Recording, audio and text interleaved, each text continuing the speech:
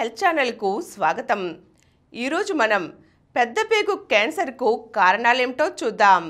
ప్రపంచవ్యాప్తంగా నానాటికి పెరుగుతున్న పెద్దపేగు క్యాన్సర్కు మారుతున్న ఆహార అలవాట్లే కారణమని అమెరికా శాస్త్రవేత్తల పరిశోధనలో తేలింది. దీర్ఘకాల ఇన్ఫ్లమేషన్కి ఇది తోడు కావడం వల్ల ఈ కేసులు తీవ్రమవుతున్నాయని పేర్కొంది. అల్ట్రా ప్రాసెస్డ్ ఆహారాలతో కూడిన వెస్ట్రన్ డైట్ దీర్ఘకాల ఇన్ఫ్లమేషన్, కణితి వృద్ధికి కారణం కావచ్చునని హెచ్చరించింది. ఈ నేపథ్యంలో ఆరోగ్యకర ఆహారంతో పరిస్థితిని చక్కదిద్దే అంశంపై శాస్త్రవేత్తలు పరిశోధనలు చేస్తున్నారు.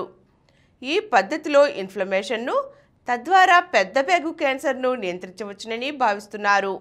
ప్రపంచవ్యాప్తంగా నమోదవుతున్న క్యాన్సర్ కేసుల్లో పెద్దపేగు క్యాన్సర్ 3వ స్థానంలో ఉంది.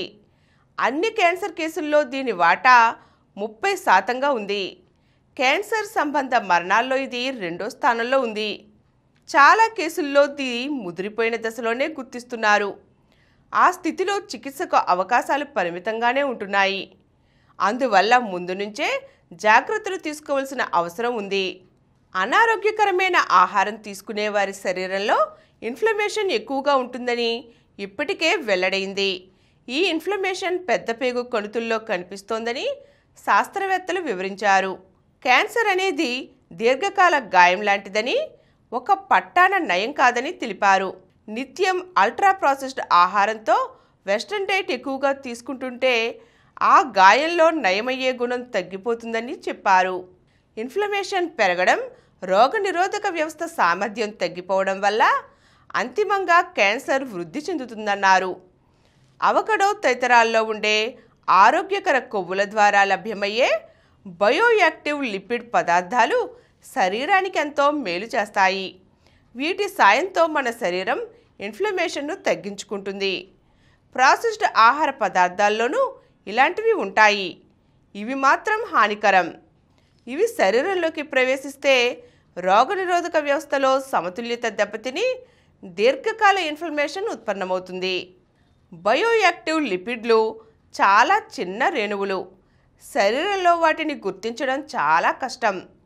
అయితే దక్షిణ ఫ్లోరిడా విశ్వవిద్యాలయ శాస్త్రవేత్తలు సున్నితమైన ఎనలిటికల్ విధానాలను ఉపయోగించి 162 ట్యూమర్ నమూనాల్లో వీటి జాడను పట్టుకున్నారు. ఈ కణుతుల్లో ఇన్ఫ్లమేషన్ను ప్రేరేపించే రేణువులు ఎక్కువగా ఉన్నాయి. ఇన్ఫ్లమేషన్ను తగ్గించే, కణుతులను నయం చేసే రేణువులు తక్కువగా ఉన్నాయి. అంటే అనారోగ్యకర ఆహారంలో కనిపించే లిపిడ్లు ఎక్కువగా ఉన్నాయన్నమాట.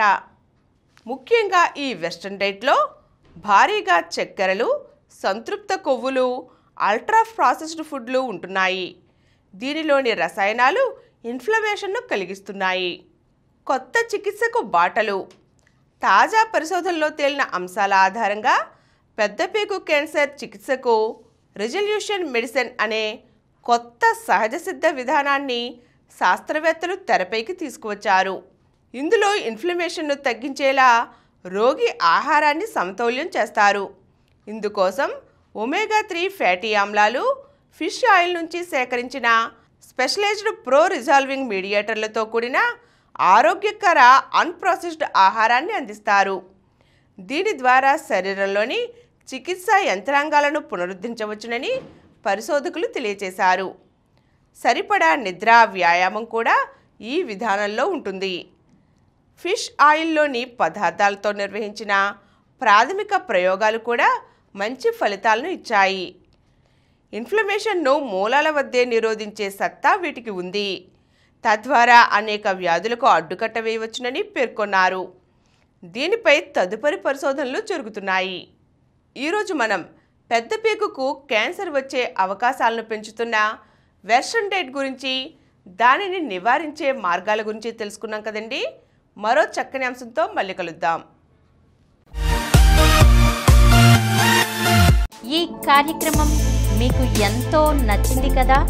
ఇటువంటి మరిన్ని వీడియోల కోసం అనతి కాలంలోనే 20 కోట్లకు పైగా వ్యూస్ సాధించిన సమరం ఛానల్ సమర్పించు సమరం హెల్త్ ఛానల్కు సబ్స్క్రైబ్ చేయండి, లైక్ చేయండి, మీ ఫ్రెండ్స్కి షేర్ చేయండి.